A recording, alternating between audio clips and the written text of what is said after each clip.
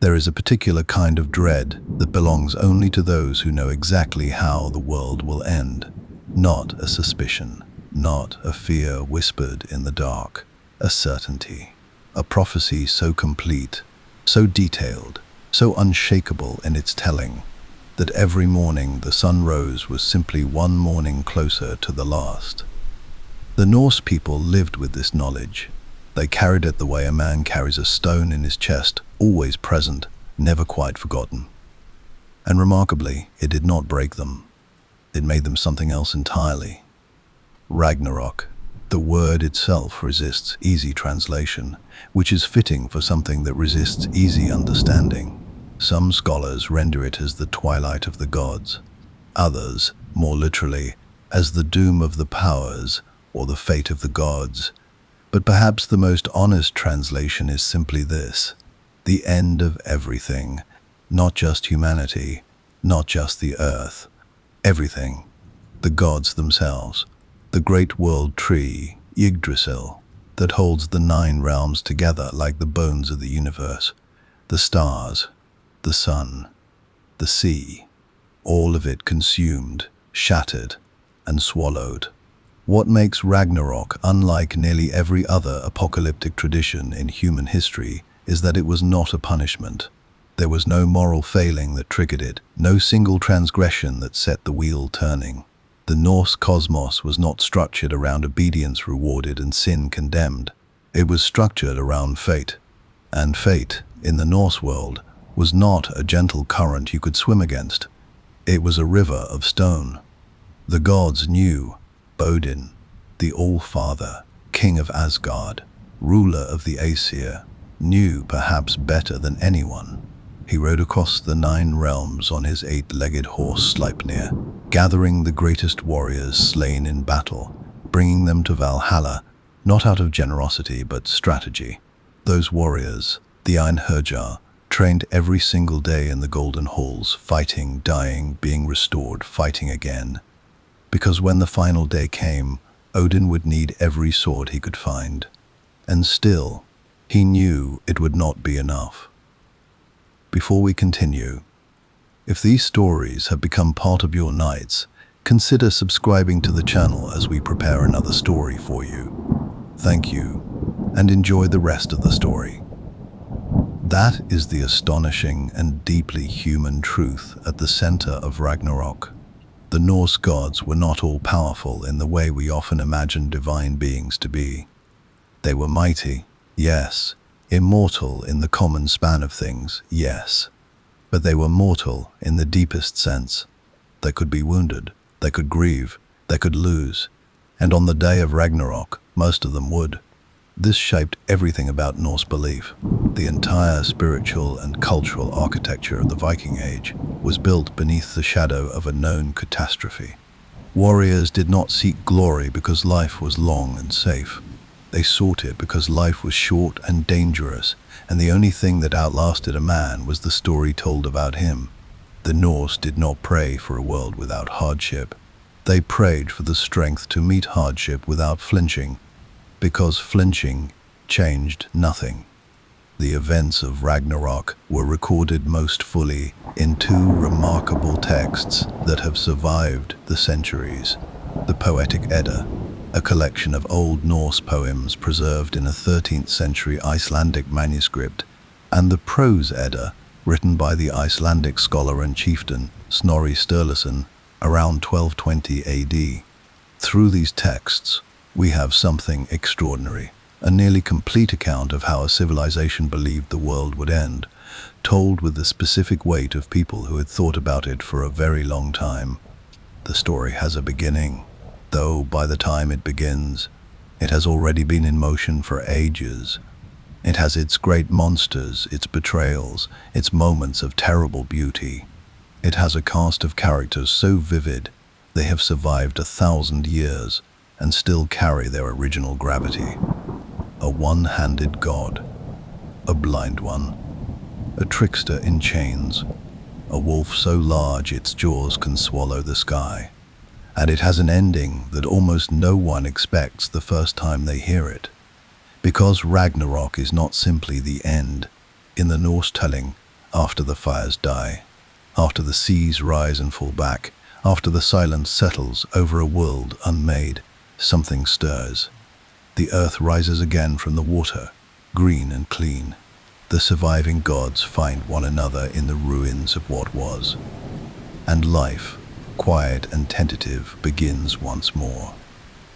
The Norse imagined the end of the world and built into it the possibility of return, not a resurrection born of miracle, but one born simply of time and the stubborn persistence of existence. This is the story of Ragnarok. It is the story of gods who knew they would fall and stood their ground anyway, of a universe that ended completely and yet somehow continued. We begin where all endings begin, with a warning. There is a particular cruelty in a warning you cannot act upon. Imagine knowing that the temperature will begin to drop, that the snow will come and refuse to leave, that the sun, that ancient and faithful thing, will grow thin and distant and cold, and that the winters will stack upon one another like stones, until the world beneath them can no longer breathe. Imagine knowing all of this, and knowing also that there is nothing, absolutely nothing, to be done about it. This was the first sign of Ragnarok, and it did not arrive with thunder, it arrived with weather. The Fimbulwinter. In Old Norse, Fimbul carries the weight of something immense, something beyond ordinary scale. And so Fimbulwinter translates not simply as a great winter, but as the great winter, the mighty winter, the winter that should not exist. 3 winters, the old texts tell us, each bleeding into the next without a summer between them. 3 years of snow and biting wind and frozen ground. 3 years without harvest, without warmth, without the ordinary rhythms that hold human civilization together. Think about what 3 consecutive winters would actually mean for a people living in the Norse world. These were communities that depended entirely on the growing seasons between cold snaps. Livestock would die. Stored food would run out before the second winter was half finished. Communities that had survived for generations by working together would fracture under the pressure of scarcity. And scarcity, as history has shown again and again, does not bring out the patience in people. The ancient texts are not subtle about what comes next. The poetic Edda describes a world in which the bonds that hold society together snap one by one, like rope under tension. Brothers will fight brothers. Fathers and sons will turn on one another. The old kinship loyalties that defined Norse culture, the web of obligation and blood that made communities possible, will dissolve entirely. An axe age, the text calls it. A sword age, a wind age, a wolf age. There is something worth pausing on here. The Norse did not imagine the end of the world beginning with a monster rising from the sea or a fire falling from the sky. They imagined it beginning with people, with the failure of human decency under pressure, with the choice made over and over again in 10,000 small moments to take rather than share, to strike rather than endure. The apocalypse, in the Norse understanding, was not something that arrived from outside. It was something that grew from within. This is a remarkably sophisticated idea for a mythology often reduced to hammers and helmets. But the human unraveling was only the first thread pulled as the Fimbulwinter deepened and the world of men collapsed inward on itself. Something else was happening in the darker corners of the cosmos. The chains were beginning to weaken. Loki, the trickster god, had not always been the enemy of Asgard. His story is long and complicated, full of the kind of moral ambiguity that the Norse seemed genuinely comfortable sitting with. He had helped the gods as often as he had troubled them. He was cunning where they were strong, flexible where they were rigid. For a time he was indispensable, but Loki had caused the death of Balder, the most beloved of all the gods, the Bright One, the god of light and purity whose loss cast a grief over Asgard that never fully lifted. And for this the gods had punished him in a manner that matched the scale of their fury. They bound him in a cave beneath the earth with chains made from the entrails of his own son. Above his face, they suspended a serpent whose venom dripped steadily downward. His wife Sigyn stood faithfully beside him, holding a bowl to catch the poison.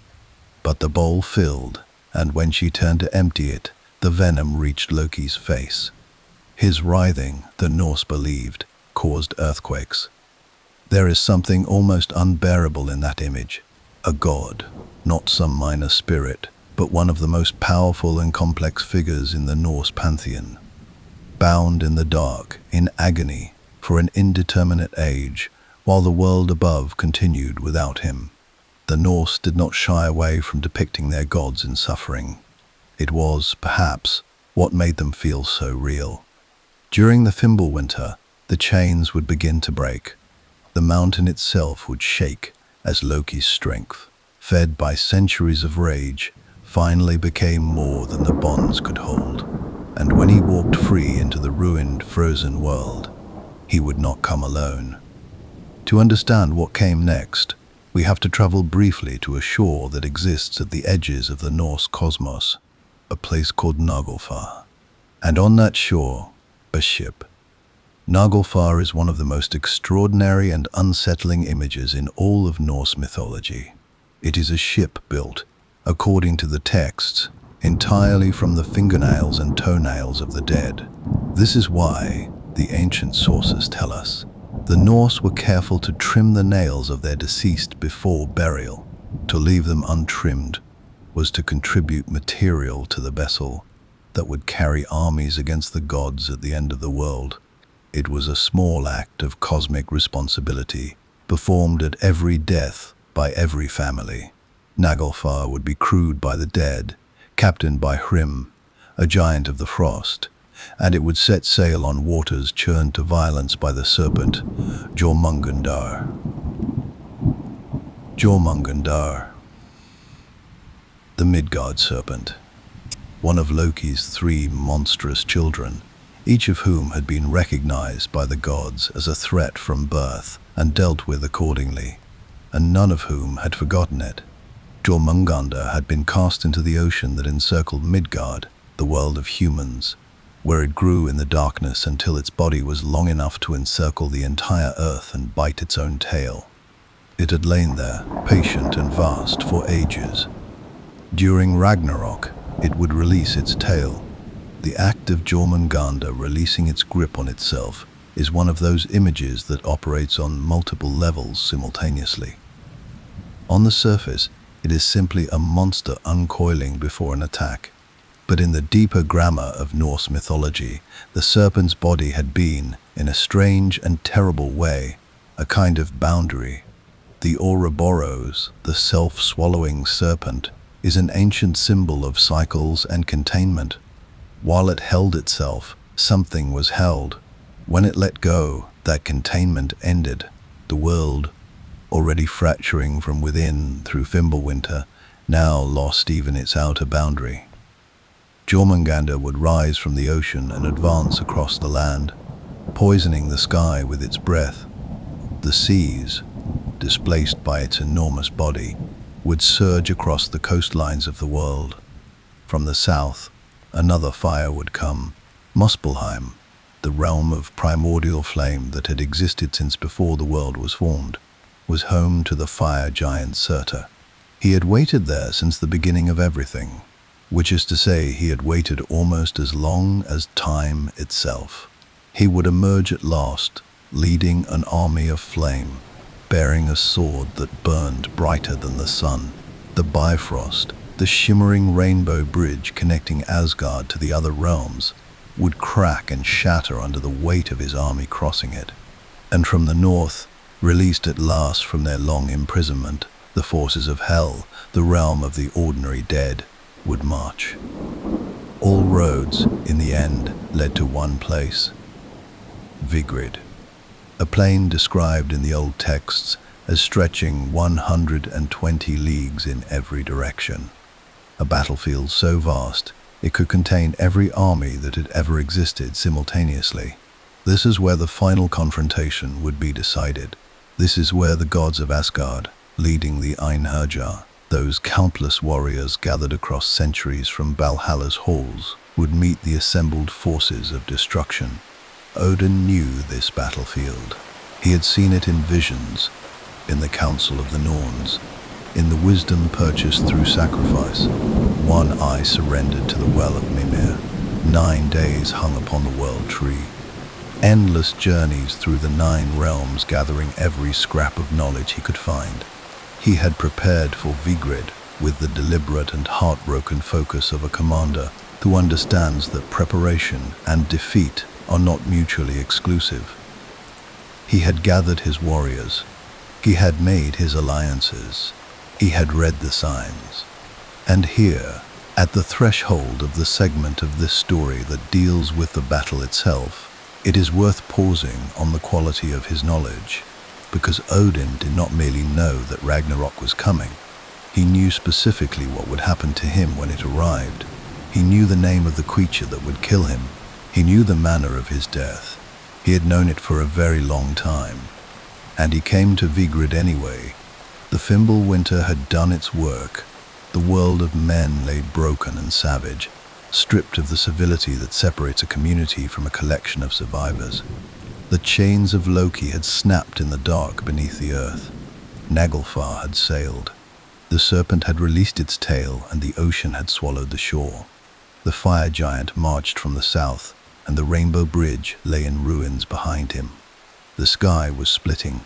The stars were falling. The wolves, those great and patient wolves that had chased the sun and the moon across the heavens since the first age of the world, finally caught them. And the gods of Asgard, armed and ready and fully aware of what was coming, rode out to meet their fate on a plain wide enough to hold the end of everything. The warning had been given. The signs had arrived in their proper order, each one darker than the last. The Fimbulwinter had not been a catastrophe. It had been an introduction. What came next was the catastrophe. There is a word that appears again and again in the Old Norse texts. A word that does not translate cleanly into English because the concept itself does not quite exist in the modern world. Word. It is often rendered as fate, but that is too passive a translation. Fate implies something that happens to you. Word is something closer to the fate you walk toward, with open eyes, having seen it clearly, and chosen not to look away. It is the destiny you do not run from, not because you cannot, but because running would cost you something more precious than survival. It would cost you who you are. Every god who rode out to Vigrid that day understood word in their bones. They had grown up inside a mythology that did not reward denial. The Norse cosmos had no place for the comforting lie, no tradition of the last-minute miracle that overturns the prophecy and sends everyone home safely. The Norns, those 3 ancient weavers who sat at the base of Yggdrasil and spun the threads of fate for gods and men alike, did not make mistakes. They did not revise. What they wove was woven, and so the gods came to Vigrid not with hope of survival, but with something older and arguably more powerful than hope. They came with purpose. The plane itself, in the imagination of the Norse, was staggering in its scale, 120 leagues in every direction, a vast and featureless expanse beneath a sky that was already coming apart. The stars had fallen, the sun and the moon swallowed at last by the wolves. Skoll and Hati, who had chased them since the first morning of the world, were gone. What light remained was the red and wavering light of Surtur's approaching flame, and the cold luminescence of a sky filling with smoke and ash. On one side, Odin led the Einherjar, those warriors gathered across centuries from every battlefield where men had died with courage. They came from the halls of Valhalla in their armor, shields bright, spears leveled, the greatest fighting force ever assembled in any realm. Alongside them stood the gods of Asgard, each carrying the weight of a specific and personal doom they had been handed by prophecy long before this morning. On the other side, the The forces of destruction arranged themselves with the terrible patience of things that have waited a very long time. Loki was there, freed from his chains, the centuries of suffering carved into him and transformed into something cold and purposeful. He captained his own forces, his children among them, his ancient grievances finally given their answer. Hrym led the frost giants forward from the north, Naglfar's terrible crew spreading across the plain like a tide. Surtur advanced from the south with his burning sword held high, and the heat that preceded him was enough to crack stone. And Jormungandr, the Midgard serpent, moved across the land with the slow and irresistible momentum of something that has no concept of being stopped. The battle began. What followed is not a single clean narrative, but a series of individual confrontations, each one a story unto itself, each one carrying the specific weight of a relationship that had built across ages. The Norse did not imagine Ragnarok as an anonymous clash of armies. They imagined it as something intensely personal. Each god met their destined opponent. Each encounter had its own history, its own irony, its own particular grief. Odin himself went for the wolf, Fenrir, the second of Loki's monstrous children, and perhaps the most feared creature in all of Norse mythology. From the very moment of his birth, the gods had recognized in him something that could not be reasoned with, something that grew and did not stop growing until the question of what to do about him became genuinely urgent. They had attempted to bind him once with a chain called Gleipnir, a ribbon-thin binding forged by the dwarves from impossible things, the sound of a cat's footstep, the beard of a woman, the roots of a mountain, the sinews of a bear, the breath of a fish, the spittle of a bird. 6 things that do not exist, woven into a chain that held precisely because its components could not be found or broken. Fenrir had accepted the binding only on the condition that one of the gods place their hand in his mouth as a gesture of good faith. Tyr, the god of justice and law, had volunteered. When Fenrir found he could not break free, he bit down, and Tyr lost his hand. The one-handed god of law had sacrificed his wholeness to buy the world a few more ages. At Vigrid, Fenrir was free. The old texts describe him with a specificity that suggests the Norse had spent considerable time imagining this moment. His upper jaw touched the sky. His lower jaw dragged along the earth. If there had been room, they say, he would have opened wider. He advanced across the plain, consuming everything in his path, and Odin rode directly at him. This is the moment the All-Father had prepared for across 1,000 years of gathering, strategizing, sacrificing, and knowing. This is what Valhalla had been built for. Every warrior, every alliance, every piece of wisdom purchased at terrible personal cost, all of it had been oriented toward this single confrontation on this single plane at this single moment in history. Odin was swallowed whole. It happens with a speed the texts do not linger on, and perhaps that is the right choice. There is no heroic last stand, no moment of Odin wounding the wolf before being taken. He is simply gone, consumed by the thing he had spent his entire divine life preparing to face. The king of Asgard, the All-Father, the god of wisdom and war and poetry and death, ended inside the belly of a wolf on a smoking plain at the end of the world. But the story does not end there, and neither does Odin's. Vidar, Odin's son, was at Vigrid. He had been born for this moment as literally and specifically as any being in the history of Norse mythology. For ages, a great and peculiarly made shoe had been prepared for him. Its sole built from all the scraps of leather that cobblers had ever cut away from the toes and heels of their work. Material saved across all of human history for this single purpose. Vidar wore it now. He stepped forward, placed his great reinforced foot on Fenrir's lower jaw, seized the upper jaw with both hands, and tore the wolf apart. Odin was avenged. The wolf was dead. And somewhere in the chaos of Vigrid, That fact rang out like a bell through smoke. Thor's confrontation was no less personal.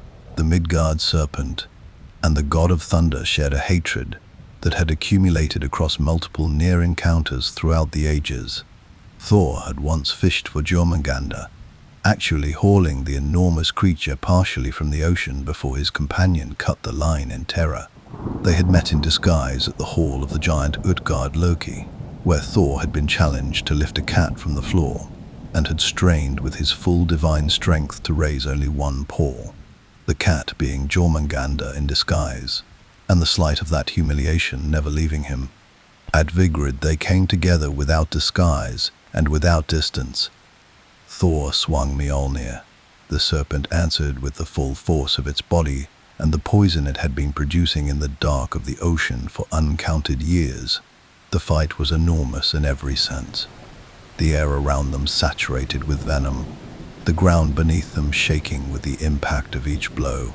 Thor, the strongest of all the gods, broke the serpent's skull with his hammer. Then he took 9 steps backward from the body of his fallen enemy, and on the 9th step, the accumulated venom in the air finally overwhelmed him, and the god of thunder fell. 9 is not an arbitrary number in Norse tradition.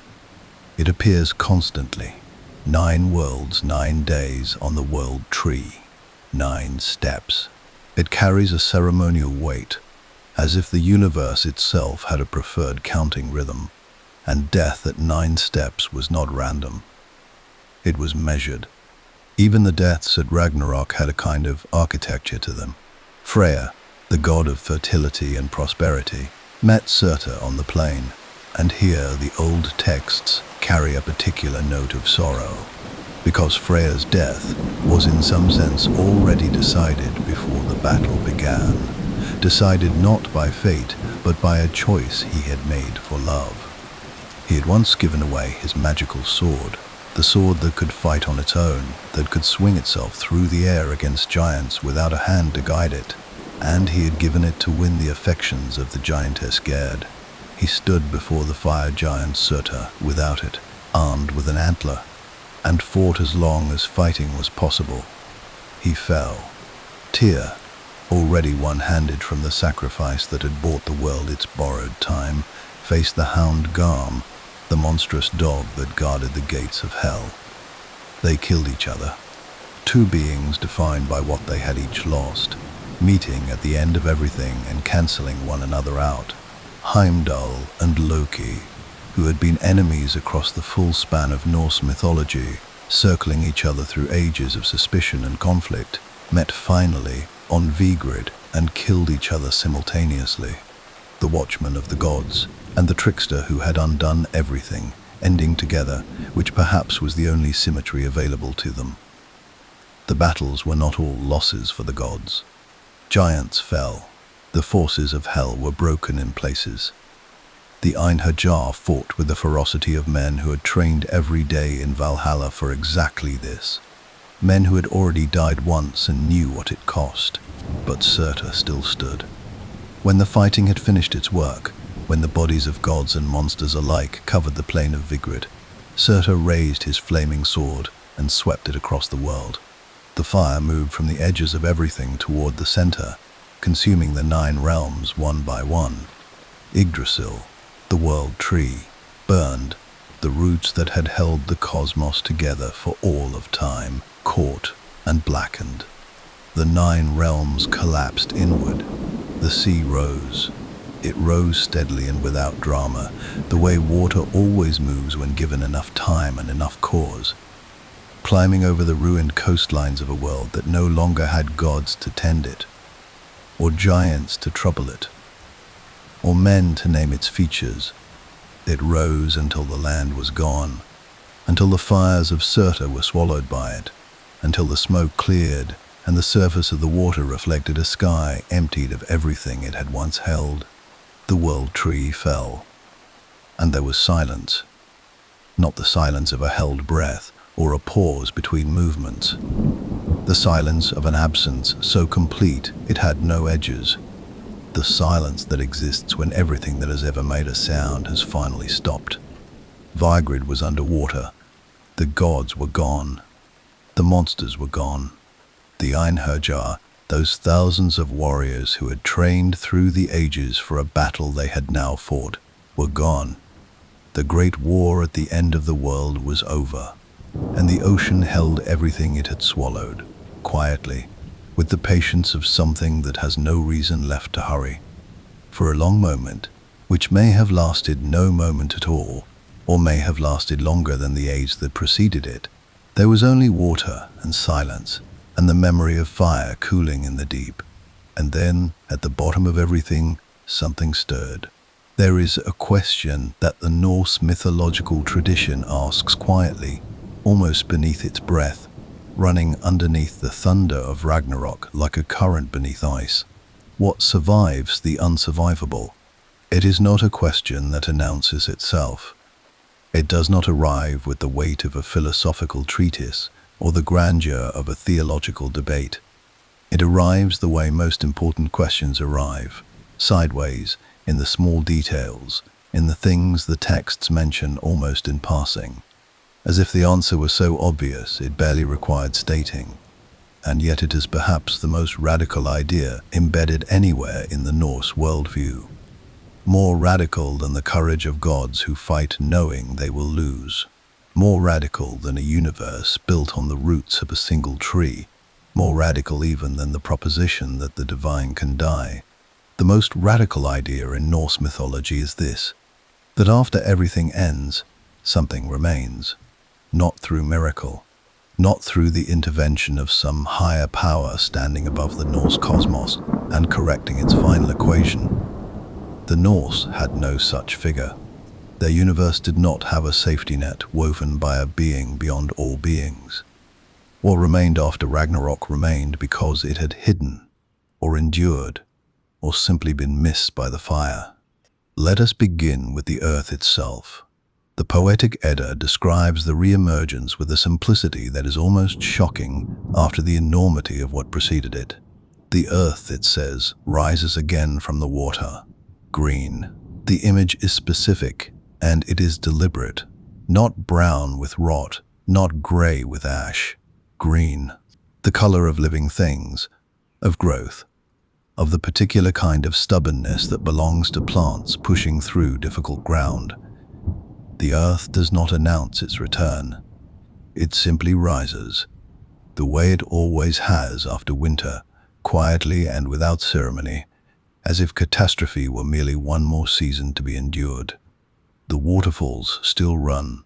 The eagle still flies. The texts tell us, hunting fish above the mountain streams. Life, in its most fundamental expressions, did not require the gods to continue. It required only the conditions that allow it. And those conditions, even after Surtur's fire had swept the 9 realms, even after the ocean had swallowed everything it could reach, returned. This is a deeply non-anthropocentric vision of existence. The Norse imagined a cosmos in which human civilization and divine governance were not the preconditions for nature's survival. Nature would outlast its stewards. The mountain stream did not need Odin to keep flowing. The eagle did not need Thor's thunder to know where the fish were. The world beneath the world of gods and men had its own momentum, and that momentum carried it through the gap between one age and the next. But humanity itself, what of the people? Here the texts give us 2 survivors, preserved not by armor or divine favor, but by the simplest possible means. A man named Leif, a woman named Lifthraser. Their names carry their meaning plainly. Lif meaning life, Lifthraser meaning something close to the one who strives for life, or the eager one for life. They had hidden during the conflagration inside Hodmimir's wood, a forest whose identity has been debated by scholars for centuries. Some believe it to be a name for Yggdrasil itself, the great world tree, suggesting that even in burning the tree had preserved something within its deepest recesses. Others place it as a separate grove, a hidden pocket of the Norse cosmos that Surtur's fire somehow did not reach. What the texts agree on is this: Leif and Lifthrasia survived by concealment. They ate the morning dew. They waited in the dark of the wood while the world outside burned and flooded and fell silent. And when silence finally settled and the new earth rose from the water, they emerged. From these two, the texts tell us simply, "Will come all the peoples of the world." There is something ancient and cross-cultural in this image, the two survivors from whom everything restarts, and the Norse version of it is notable for what it does not include. There is no divine instruction given to Leif and Leithresir, no commandment, no covenant, no God appearing to them in the new morning with a set of rules for how the next age should be conducted. They simply emerge, and the world is there, and they begin. Whatever the next age of humanity becomes, it becomes on its own terms.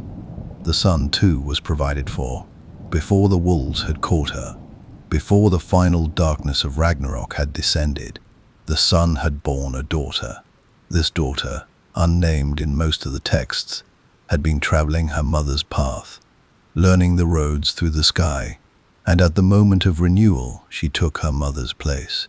The light that fell on the new earth on its first morning was not the same light that had fallen on the old world. It was younger, brighter, some texts suggest, as if the newness of the age required a newness even in the sun that lit it. There is a loveliness in this that the Norse seem to have placed there deliberately. The sun does not return. The sun continues in her daughter. The light is inherited rather than restored. The new world does not get the old world back. It gets something that carries the old world's nature forward into a form appropriate for what comes next. And then there are the gods. Not all of the Aesir died at Vigrid. The texts are careful about this. Several survive, and their survival is worth examining closely because each of them represents something specific about what the Norse believed should endure beyond catastrophe. Vidar survives, the silent god, the one who avenged his father by tearing Fenrir apart. Vidar had been defined almost entirely by this single purpose throughout the mythology, the strong and quiet son whose entire existence seemed oriented toward the moment at Vigrid. That he survives suggests something about the Norse view of justice. The act of answering the greatest wrong is not one that destroys the one who performs it. Vidar endures. Vali survives alongside him. Another son of Odin, born specifically to avenge the death of Baldur, which he accomplished before Ragnarok, and who now carries that same quality of purposeful endurance into the new age. These two brothers, defined by vengeance undertaken for love rather than malice, walking together out of the ruins of Vigrid, represent something worth sitting with. They are gods of consequence, of the idea that wrongs demand answers, and the Norse preserved them specifically. From the younger generation, Magni and Modi survive, the sons of Thor, and their names again carry their meaning plainly. Magni means strength. Modi means courage or wrath, or the particular spirited fury that makes a warrior of someone. They inherit their father's hammer, Mjolnir, which lies on the field of Vigrid among the ruins, and they carry it into the new world. The Norse appear to be saying something deliberate here. Thor's essential nature, the force that protected Midgard and drove back the chaos at the edges of the world, did not die with him. It passed to his sons. It passed to the next generation, which is perhaps the only immortality any tradition can genuinely offer. Hoenir survives, an older god, ancient even in the Norse reckoning, who had once traded himself as a hostage to keep peace between the Aesir and the Vanir, the two great families of Norse deities. In the New World, the texts tell us he will practice divination, the casting of lots to read fate and offer guidance. The one who had sacrificed his own freedom to preserve peace between divine families now becomes the figure through whom the new age seeks understanding of itself. There is a wisdom in that particular survival that feels chosen rather than accidental. And then there is Baldur. This is the resurrection that the Norse imagined, and it is nothing like the word resurrection usually implies. Baldur had died before Ragnarok, killed by a mistletoe dart, Guided by Loki's cunning hand, he had descended to Hel, the realm of the ordinary dead, and remained there through all the ages that followed, the most beloved of the gods waiting in the quiet country of death, while the world above him moved through its final chapter.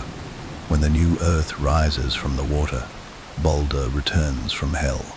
He comes back not through divine intervention, not through a miracle that overturns the nature of death, but because death itself was part of the old order, and the old order has ended. The rules that kept him in Hel belong to a world that no longer exists. And so he walks back into the light. With him comes Hoda, the blind god who had unknowingly fired the dart that killed him, guided by Loki's hand and his own tragic trust. In the new world, the old texts suggest, the enmity between them is gone. They return together, which is perhaps the Norse vision of what reconciliation looks like when it happens at the deepest possible level. Not forgiveness negotiated between living parties with grievances still tender, but the natural dissolution of old wounds in the context of a world remade so completely that the wounds no longer have a landscape to exist in. The surviving gods find one another on the plain where Asgard once stood. They sit together in the grass of the new world, and in one of the most quietly beautiful images in all of Norse mythology, they find in the grass the golden game pieces that the gods of the old world had once played with, small, bright, still lying where they had been left when the old age ended. They pick them up. There is no grand ceremony described, no founding declaration, no new covenant inscribed in stone, no proclamation of a new divine order. Just gods, sitting together in the new grass of a reborn world, picking up the pieces of a game their predecessors used to play, as if the world were simply continuing, as if the catastrophe, as complete and as total as anything ever recorded in human mythological imagination, had been not an ending but an interval, a terrible, necessary interval between one age and the next. The silence that had followed Vigrid was not the silence of nothing. It had been the silence of something waiting to begin again, holding its breath in the dark beneath the water, patient as the roots of mountains, patient as a sun waiting to hand her light to her daughter. The new world was young. It had no history yet. It had no accumulated weight of old wars, old grudges, old chains rusting in the dark of old caves. It had only the morning, the green earth, the waterfall, the eagle over the mountain stream, and in the grass, still bright after everything, the golden pieces of a game worth playing again. There is a particular kind of grief that belongs to the loss of the irreplaceable. Not the grief of losing something that can be found again, or rebuilt, or substituted with patience and time. The grief of losing something that existed in a form so specific, so particular to itself, that the world after its absence is genuinely a different world. Not worse, necessarily. Not better. But different in a way that cannot be fully accounted for, because the thing that is gone took its own measure with it when it left. The gods who fell at Ragnarok were not interchangeable. They were not a pantheon of generic divine power, distributed across different names and symbols. Each of them embodied something specific about the Norse understanding of existence, something the Norse felt needed, a divine face, a personality, a story. And when they died at Vigrid, they did not simply die. They took with them the particular quality of the world they had represented. To understand what the new world inherited and what it lost, we must sit with each of them in turn, not as statistics of a battle, but as individuals. As the Norse knew them, we begin, as so many things in Norse mythology begin, with Odin. He was never a simple god. The Norse did not create him to be simple. He was the All-Father, yes, the king of Asgard, the ruler of the Aesir, but those titles describe his position rather than his nature. His nature was something stranger and more restless than any title could contain. He was the god of wisdom, but wisdom purchased always at cost, never given freely, never accumulated without sacrifice. He gave his eye to the well of Mimir. In exchange for a single drink of its waters, he hung himself from the branches of Yggdrasil for 9 days and 9 nights, wounded by his own spear, in order to receive the knowledge of the runes. He sent his 2 ravens, Hugin and Munin, thought and memory, out across the 9 realms every morning, and received their reports every evening, and admitted quietly that, of the 2, he feared more for memory's return than thoughts. That detail is not a small one. A god of wisdom who fears the loss of memory more than the loss of thought is a god who understands that what we have experienced matters more than what we can reason about, who understands that identity is built from accumulated experience rather than raw intelligence. Odin was not the god of cleverness. He was the god of hard-won understanding, and those are very different things. What died with him at Vigrid was not simply power. It was a particular orientation toward knowledge, the willingness to pay any price to understand more, to see further, to hold the world's complexity without flinching from it. The new world would have Hoenir, to practice divination, to read the patterns of fate. But it would not have Odin's specific hunger, that restless, sacrificial, inexhaustible appetite for deeper understanding of everything. The new world would be, in this sense, slightly less curious than the old one. Thor's loss cut differently. He was not subtle. The Norse did not make him subtle, and they did not apologize for it. He was enormous, red-bearded, possessed of a temper that arrived quickly and departed slowly, capable of consuming entire oxen at a sitting, and washing them down with quantities of mead that would have ended a lesser being. He was strength rendered divine, force-given personality, and his personality was broadly and unapologetically working class, in a way that made him the most beloved of the gods among ordinary Norse people. Odin was the god of kings and poets and warriors of exceptional distinction. Thor was the god of farmers and sailors and craftsmen, the people who needed the rains to come at the right time and the sea to remain passable, and the frost giants to stay on their side of the boundary. He drove his goat-drawn chariot across the sky, and the thunder was the sound of its wheels. And when the storms came, the Norse did not cower from Thor's anger, but recognized in the lightning the sign that he was out there, fighting, keeping the edges of the world from collapsing inward. His death at Vigrid, 9 steps from the body of Jormungandr, was a death that had the quality of completion about it.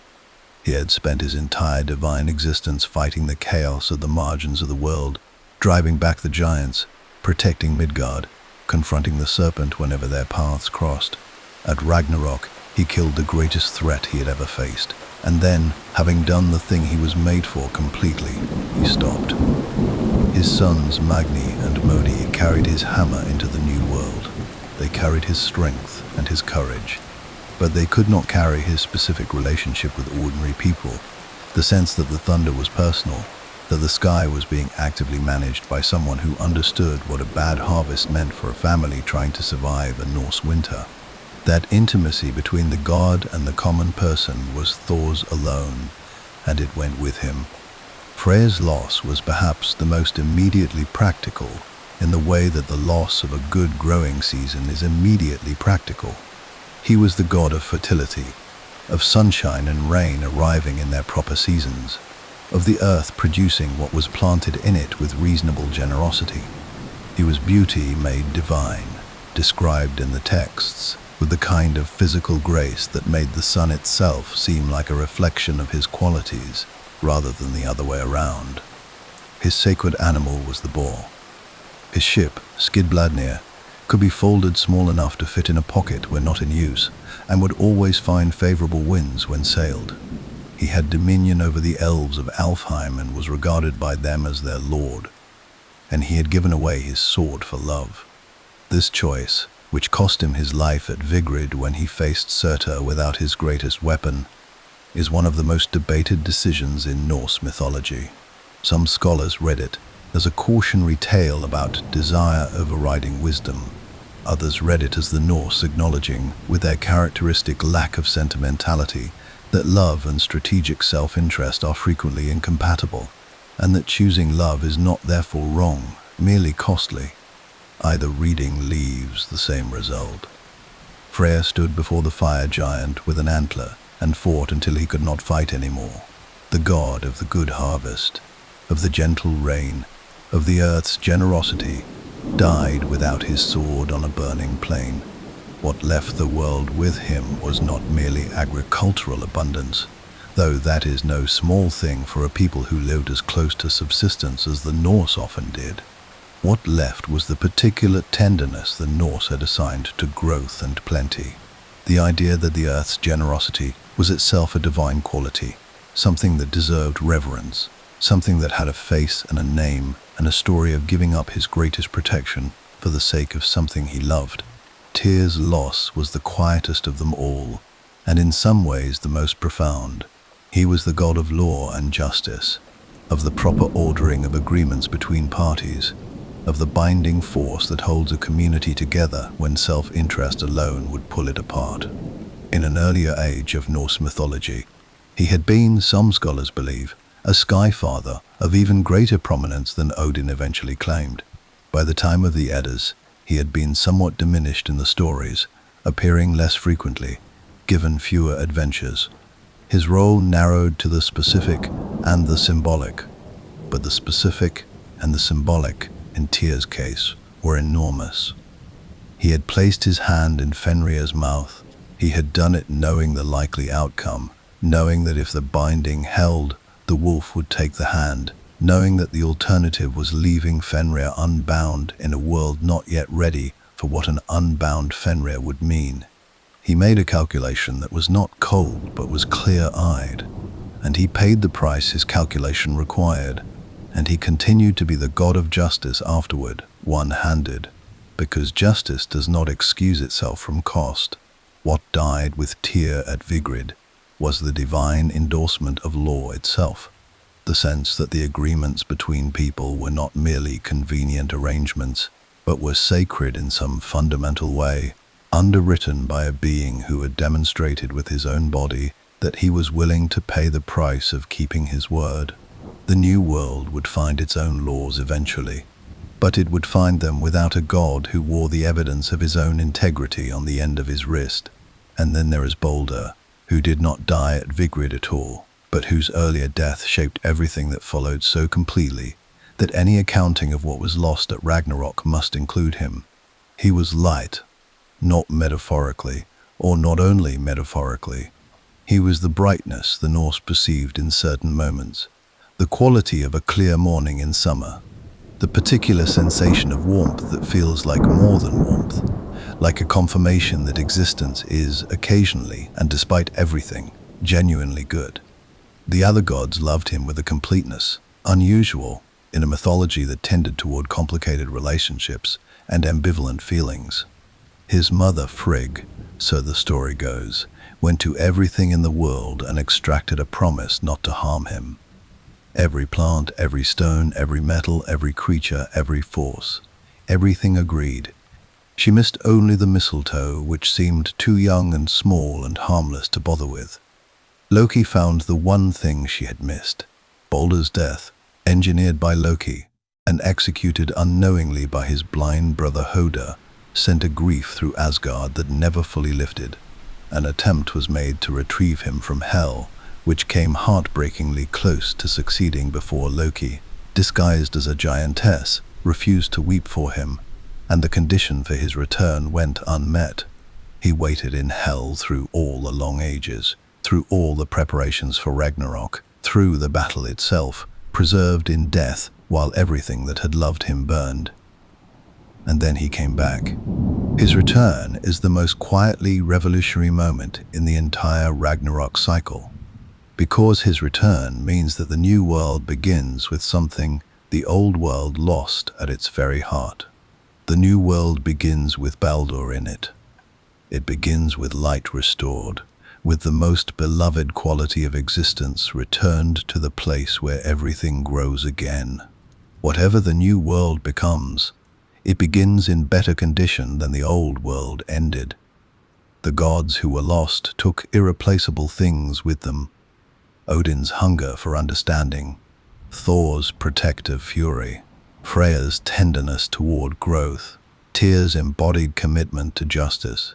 Each of them a quality the world had named and worshipped and built stories around, because the Norse understood that certain things need to be named before they can be properly valued. They are gone, but standing in the new grass of a reborn world, picking up golden pieces from the old game, Balder is there, Vidar is there, the sons of Thor are there with their father's hammer. The world that ended was not the world that was lost. Most of what mattered found a way through. And in the morning of the new age, that was perhaps enough to begin with. Every civilization that has ever existed has looked up at the sky and asked the same question: how does this end? It is one of the most distinctly human impulses we know of.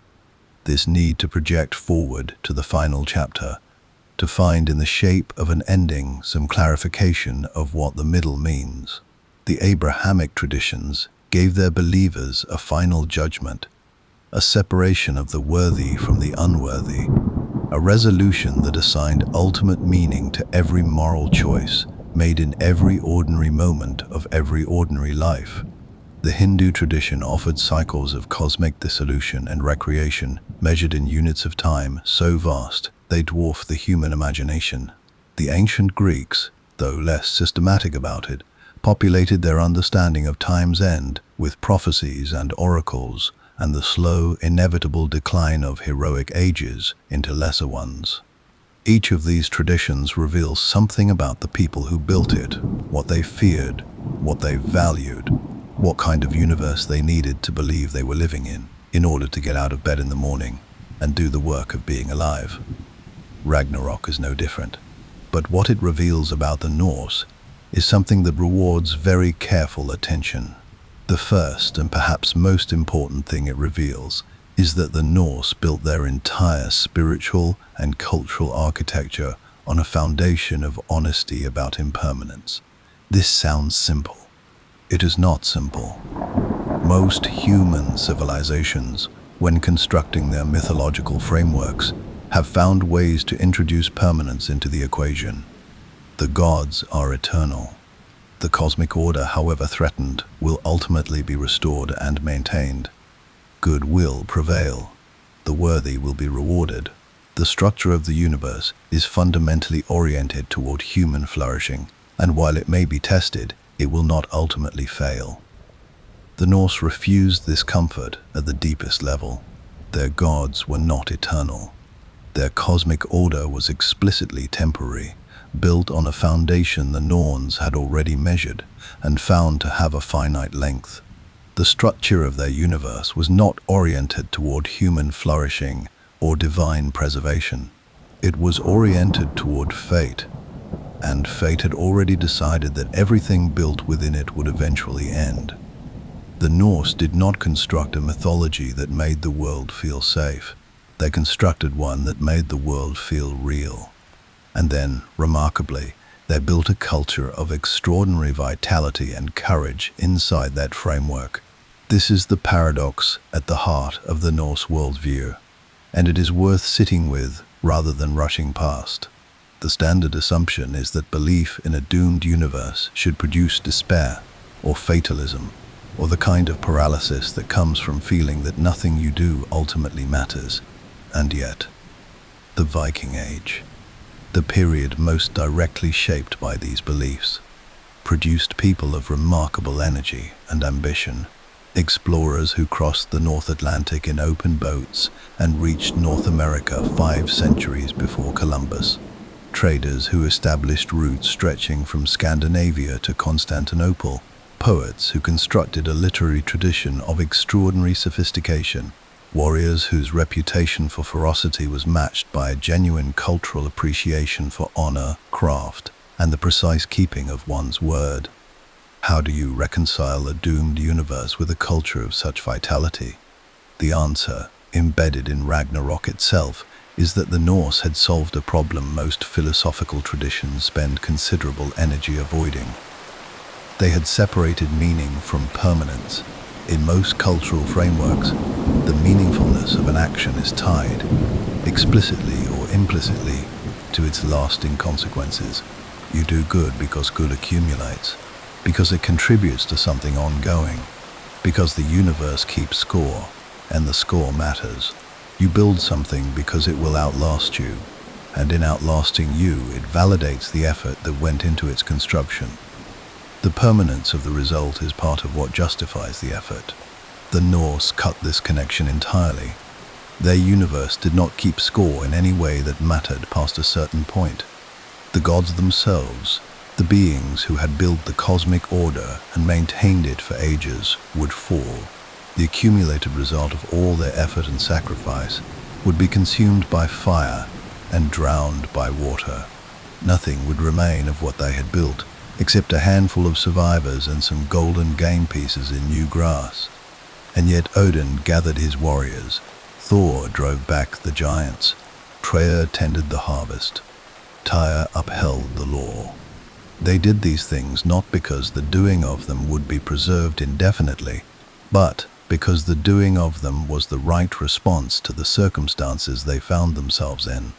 This is Stoic philosophy arrived at independently from a completely different cultural direction and expressed not in philosophical treatises but in stories about wolves and serpents and one-handed gods. The Norse warrior who sought glory was not seeking it because glory would last forever. He was seeking it because it was the appropriate response to being alive and capable in a world that needed courage. The farmer who tended his field was not doing it because the field would exist eternally, but because the field needed tending now, and the people depending on it were real and present and hungry. The poet who composed verse was not doing it to achieve immortality, but because beauty, precisely in its transience, deserved to be named. Ragnarok is the mythological expression of this philosophy. The gods know. They do it anyway, not because they have found some loophole in the prophecy, not because they secretly believe they might win, but because the alternative, to stop, to lay down, to refuse the effort, because the effort will eventually be overwhelmed, would be to become something less than what they are. The courage at Ragnarok is not the courage of hope. It is something older and harder and, in its way, more admirable. It is the courage of clear vision. There is a second thing Ragnarok reveals about the Norse that deserves equal attention, and it concerns their relationship with monsters. The great antagonists of Ragnarok, Fenrir, Jormungandr, Loki, Surtur, are not external invaders from some other reality. They are native to the Norse cosmos. Fenrir and Jormungandr are children of Loki, who is himself a complicated insider figure in Asgard, neither fully trusted nor fully excluded, present at the gods' feasts and absent from their deepest confidence. Surtur has waited in Muspelheim since before the world was formed, which means he predates the gods themselves. The monsters of Ragnarok did not come from outside the system. They were always inside it, held at bay by chains and distance and careful management. This is a remarkably sophisticated understanding of how catastrophe actually works. Real catastrophe rarely arrives from genuinely outside. It grows from within, from the things that were always there, contained but not eliminated, managed but not resolved. The wolf that the gods bound rather than destroyed, because destroying him proved impossible. The serpent that was cast into the ocean because there was nowhere else to put him. The trickster who was invited to the feast because excluding him entirely created its own problems. The fire that existed at the edge of the cosmos from the very beginning of everything.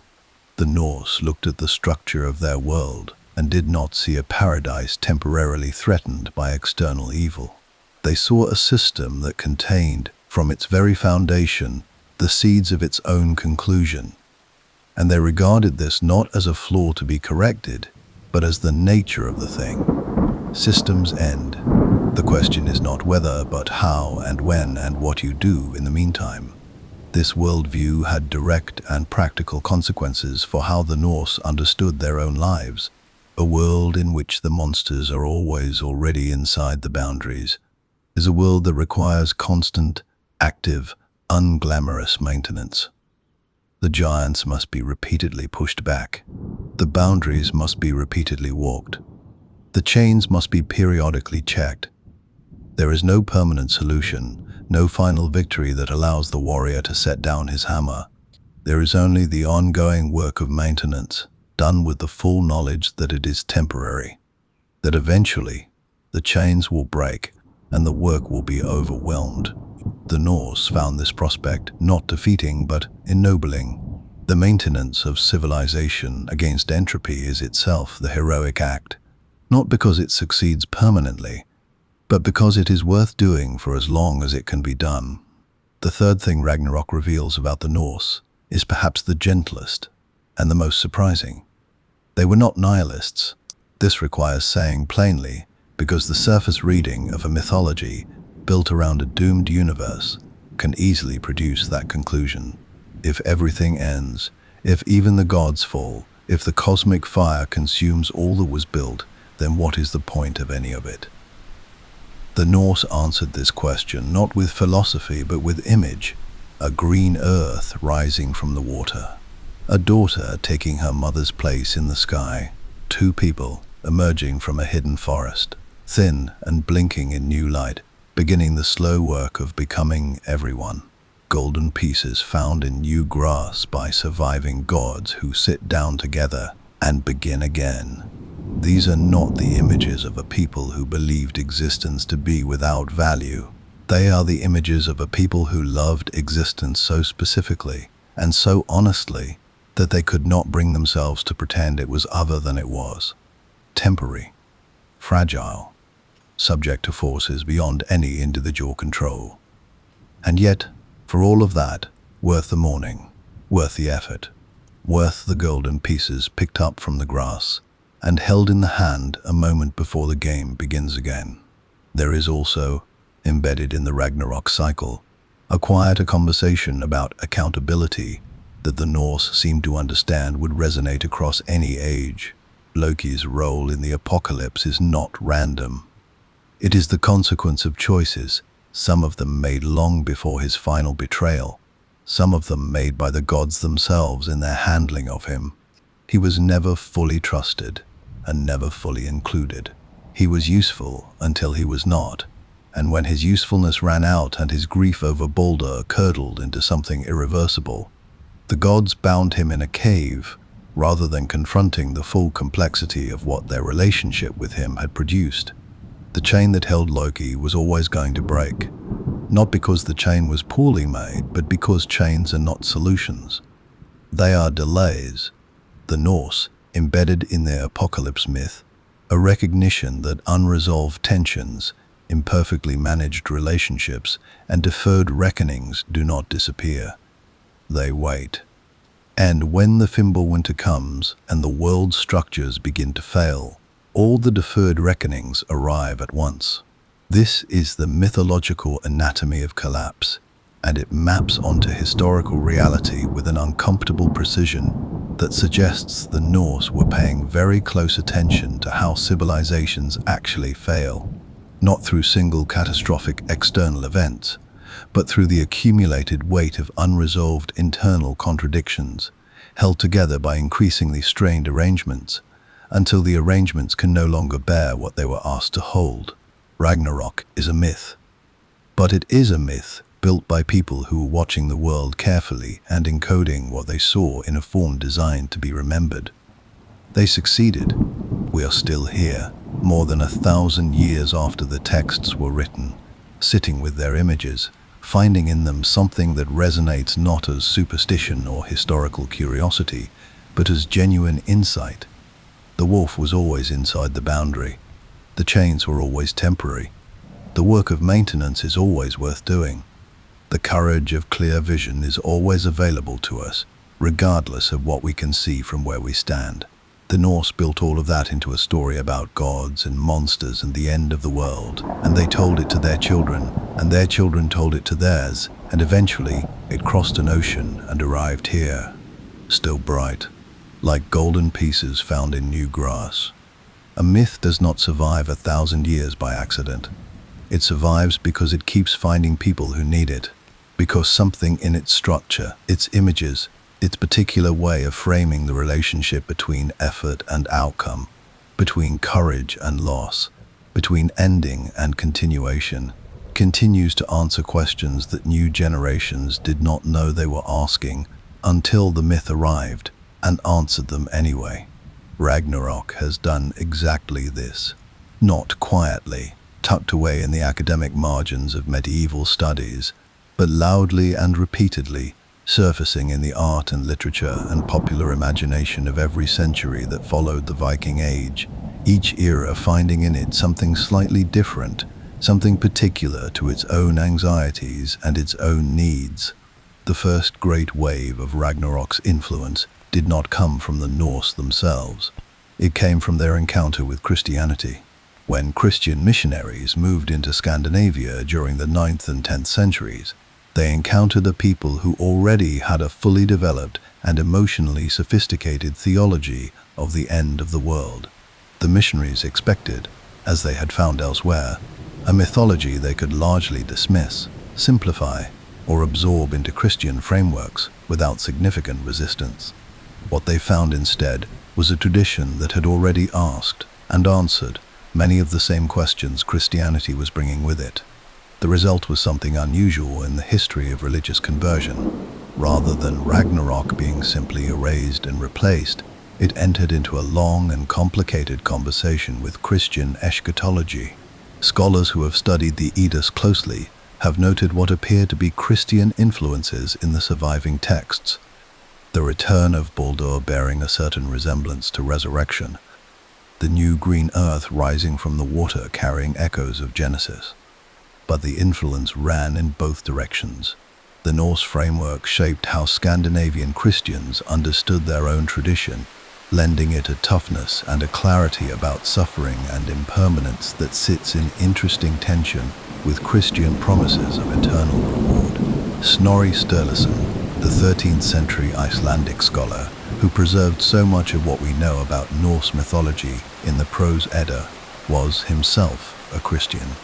He wrote about Ragnarok, not as a believer in it, but as a scholar determined that the tradition not be lost, that a Christian man in medieval Iceland felt compelled to preserve with such care the details of a pagan apocalypse, tells us something important about the power the tradition still held, even after the formal conversion of Scandinavia was complete. It was too good a story to let go of, too honest, too precisely itself. The 19th century rediscovered Ragnarok with the particular intensity of an era that was simultaneously industrializing at terrifying speed and searching desperately for roots, for identity, for a sense of cultural depth that the new mechanical world seemed to be grinding away. The Romantic movement across Northern Europe turned to Norse mythology with something close to hunger, finding in it an alternative to the classical Greco-Roman tradition that had dominated European cultural imagination for centuries. Here was something northern, something cold and severe and honest, in a way that marble columns and laurel wreaths were not. Richard Wagner absorbed Ragnarok and reconstructed it as a 17-hour operatic cycle. Der Ring des Nibelungen, completed in 1874 after more than 2 decades of composition, took the Norse and Germanic mythological traditions and forged them into something new, something that carried the emotional architecture of the original, while transforming it into a 19th century meditation on power, love, and the corruption of both. Götterdämmerung, the final opera of the cycle, whose title translates directly as Twilight of the Gods, ends with the burning of Valhalla and the flooding of the world, images pulled directly from the Eddas and placed inside a musical structure of overwhelming grandeur. Wagner's Ring did more to reintroduce Ragnarok to the modern European imagination than any scholarly text of the period. It made the Norse apocalypse emotionally accessible to audiences who had never read the Eddas and never would, wrapping its essential themes in music of such power that the ideas embedded in it arrived directly, bypassing intellectual resistance and going straight to the place where things are simply felt. The shadow Wagner cast was long and not entirely clean. The Norse mythological tradition was appropriated with devastating consequences by German nationalist movements in the late 19th and early 20th centuries, culminating in its deliberate weaponization by the Nazi regime, which found in the imagery of gods, warriors, and a doomed but defiant last stand a vocabulary for its own catastrophic ideology. This is a history that cannot be omitted because it shaped, and in some quarters continues to shape, how Norse mythology is received. The swastika itself, a symbol with origins far older and broader than Norse tradition, was grafted onto this mythology in a way that still requires careful navigation. What is important to say clearly is this: the Norse mythological tradition, including Ragnarok, predates and vastly exceeds any particular political appropriation of it. The attempt to claim it as the exclusive property of a racial or national ideology is as false to the original tradition as it is morally catastrophic in its consequences. The Norse cosmos was not a closed system. It was a living tradition that had absorbed influences from across the ancient world and offered its own ideas back outward. Ragnarok belongs to the history of human mythological imagination, not to any single group's attempt to use it as a mirror for their own self-mythology. The 20th century found Ragnarok again, in cleaner and more generative ways, through the work of J.R.R. Tolkien. Tolkien was a scholar of Old Norse and Old English literature before he was a novelist, and the influence of Norse mythology on his created world is not incidental but foundational. The twilight of the gods in his mythology, the decline of the elder races, the passing of the great powers, the sense of something irreplaceable leaving the world to make room for the age of men, all of it carries the specific emotional signature of Ragnarok. His elves carry the quality of the Norse gods, beings of great beauty and power who are nonetheless subject to time, who are passing away from a world they helped to make and cannot ultimately hold. Tolkien was explicit about his debt. He wrote in letters and essays about his desire to create a mythology for England, one with the emotional depth and cosmic seriousness he found in the Norse tradition, and the result is perhaps the most widely read work of mythological imagination produced in the 20th century. Hundreds of millions of readers who have never heard of the prose Edda have nonetheless felt the emotional truth of Ragnarok through the pages of The Lord of the Rings. Popular culture in the 21st century has returned to Ragnarok directly and with considerable enthusiasm. The Marvel Cinematic Universe brought Thor and Loki and Odin to global audiences of a scale that would have been difficult to imagine in any previous era, simplifying and transforming the original tradition in ways that specialists in Norse mythology have found alternately charming and excruciating, but undeniably reintroducing the names and relationships to a generation that might otherwise never have encountered them. The 2017 film Thor: Ragnarok, despite taking significant liberties with the source material, prompted genuine popular curiosity about the original myths that translated into increased readership of the Eddas and a broader cultural conversation about what the Norse tradition actually contained. Video games have embraced Norse mythology with particular depth. The God of War series, particularly its 2018 installment and its 2022 sequel Ragnarok, engaged with the source material with a seriousness and emotional intelligence that surprised many observers, using the mythological framework to explore questions of fate, parenthood, legacy, and the possibility of breaking cycles of violence. These games reached audiences in the tens of millions, making them arguably the most widely experienced engagement with Norse apocalyptic mythology in history. What each of these encounters shares, across their vast differences in medium and fidelity to the source, is a recognition that something in the Ragnarok structure continues to resonate. The doomed courage, the clear-eyed acceptance of impermanence, the insistence that effort is worthwhile, even in a universe that does not guarantee its preservation. The green earth rising after the fire. These ideas are not dated. If anything, they feel more urgently contemporary than they have at any point in recent memory.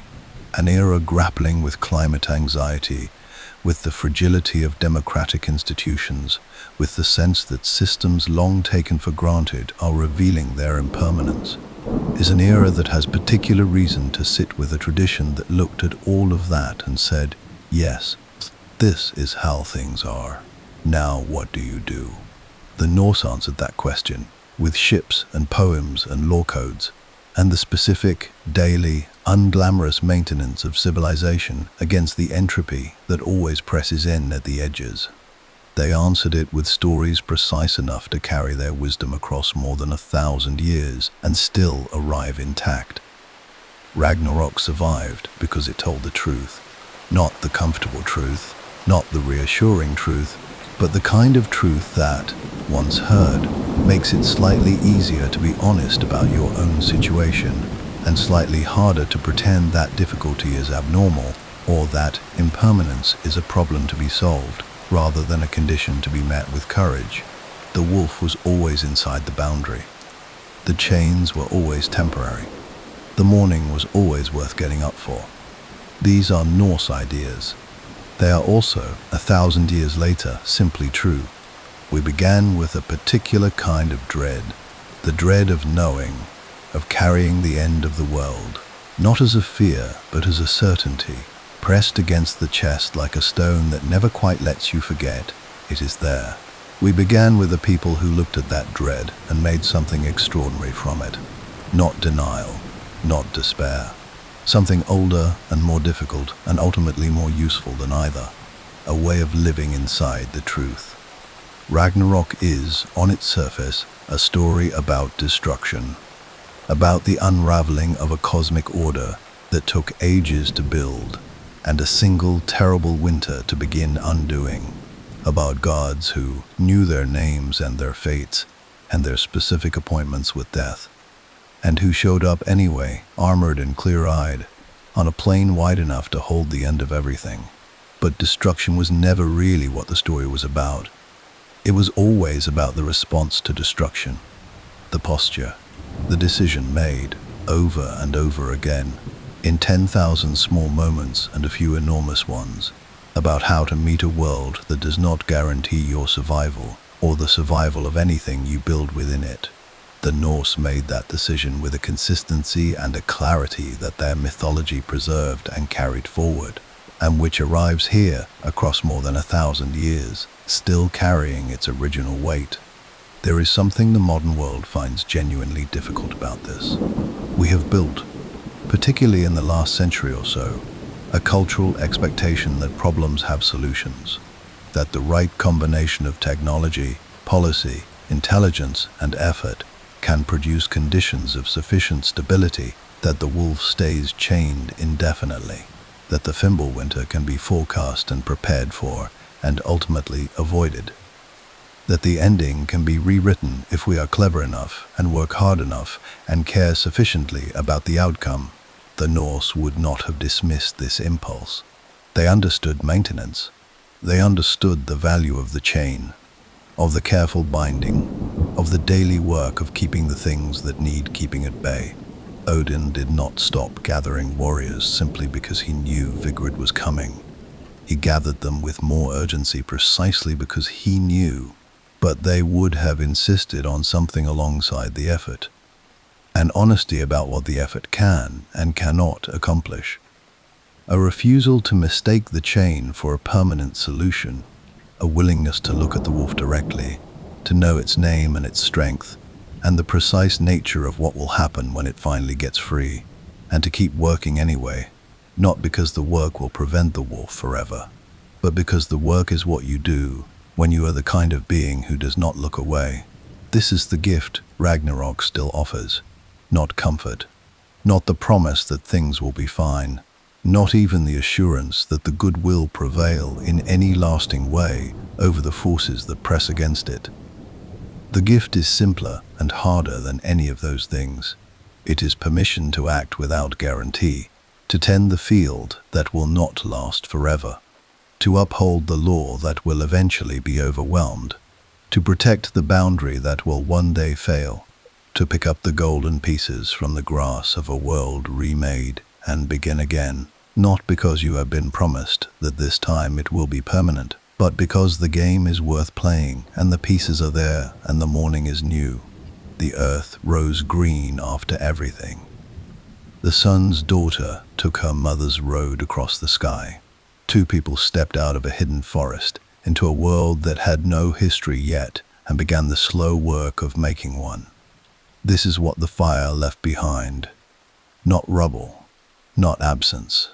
Something small and quiet and almost absurdly persistent. The same thing that survives every winter, in every tradition, in every honest reckoning with how fragile and how stubborn existence actually is. The willingness to begin.